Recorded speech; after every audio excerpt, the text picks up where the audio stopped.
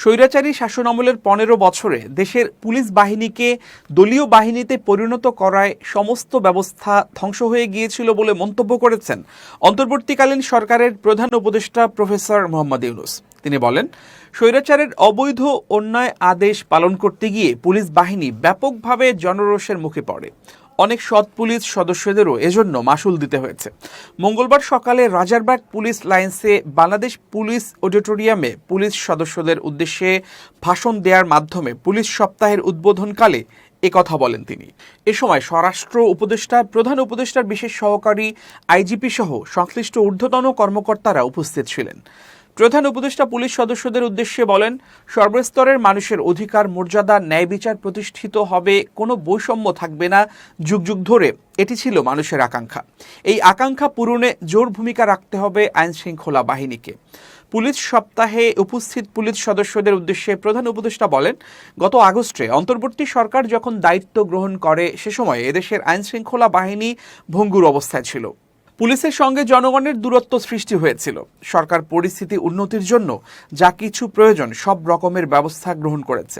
সড়ক মহাসড়কে বিশৃঙ্খলা ও জনদুর্ভোগ নিরসন, বিশেষ অভিযান পরিচালনার অংশীজনদের সঙ্গে পুলিশের আন্তর্যোগাযোগ জোরদার করা, পুলিশ সদস্যদের মনোবল বৃদ্ধিতে প্রয়োজনীয় প্রণোদনামূলক ব্যবস্থা গ্রহণ করা হয়েছে। আপনাদের অত্যন্ত পরিশ্রমে ও শান্তিপূর্ণভাবে দুর্গাপূজা, বিশ্ব ইজতেমা ও ঈদ উল ফিতর, বাংলা নববর্ষ সহ বিভিন্ন উৎসব অনুষ্ঠিত হয়েছে। দেশে যতগুলো অপরাধ সংগঠিত হচ্ছে তাৎক্ষণিকভাবে সবগুলো ঘটনায় ব্যবস্থা গ্রহণের সর্বোচ্চ চেষ্টা করে যাচ্ছেন। পুলিশ ও অন্যান্য বাহিনীর সম্মিলিত প্রচেষ্টায় দেশের আইন শৃঙ্খলা পরিস্থিতি অনেকটা নিয়ন্ত্রণে আনা সম্ভব হয়েছে। এজন্য পুলিশ সহ সবাইকে আন্তরিক ধন্যবাদ জানিয়ে প্রধান উপদেষ্টা এ সময় নিজে হাততালি দিয়ে বলেন, এই হাততালি আপনাদের প্রাপ্য। প্রধান উপদেষ্টা বলেন, খুব ভালো লাগছে সবার সঙ্গে দেখা করতে পেরে। এই পুলিশ সপ্তাহ উপলক্ষে দেখা হলো। আপনাদের কাছ থেকে কিছু প্রাথমিক বক্তব্য শুনলাম।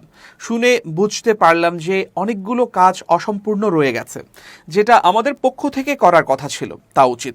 এর আগে আমরা একবার নিজেদের মধ্যে বসেছিলাম। আমার কাছে খুবই খারাপ লাগছিল। কীরকম পরিস্থিতিতে আপনাদের কাজ করতে হয় তা আমার জানা ছিল না। আপনাদের দৈনন্দিন জীবনযাপন কত কঠিন, সেটার মাত্রা কত গভীর। ডক্টর ইউনূস বলেন, তাৎক্ষণিকভাবে আমরা কিছু সিদ্ধান্ত নিয়েছিলাম। আশা করি তা বাস্তবায়িত হয়েছে। কতদূর হয়েছে সেটা আবার খোঁজ নেব। আমরা আজকে আবার বসবো যাতে করে আপনাদের কাজের সহায়ক পরিস্থিতি সৃষ্টি করা যায়। আপনারা যেন কাজে উৎসাহ পান এবং পরিস্থিতি সহায়ক হয়। ভালো লাগছে যারা প্রযুক্তির মাধ্যমে এই অনুষ্ঠানে যোগ দিয়েছেন। আশা করছি ভবিষ্যতে একসঙ্গে বসে আলাপ করার সুযোগ হবে। পুলিশ সপ্তাহ উপলক্ষে বাংলাদেশ পুলিশের সব সদস্যকে শুভেচ্ছা ও অভিনন্দন জানিয়ে প্রধান উপদেষ্টা লিখিত বক্তব্যে বলেন, এখানে উপস্থিত হতে পেরে আমি অত্যন্ত আনন্দিত। ৭১ সালে মহান মুক্তিযুদ্ধের প্রাক্কালে ২৫ মার্চ কাল রাতে রাজারবাগ এই পুলিশ লাইনে বাঙালি পুলিশ সদস্যরা প্রথম সশস্ত্র প্রতিরোধ গড়ে তোলে। এই ইতিহাস ভোলার নয়। বাংলাদেশ পুলিশ বাহিনীর গৌরবময় ইতিহাসে এটি মহাগৌরবের।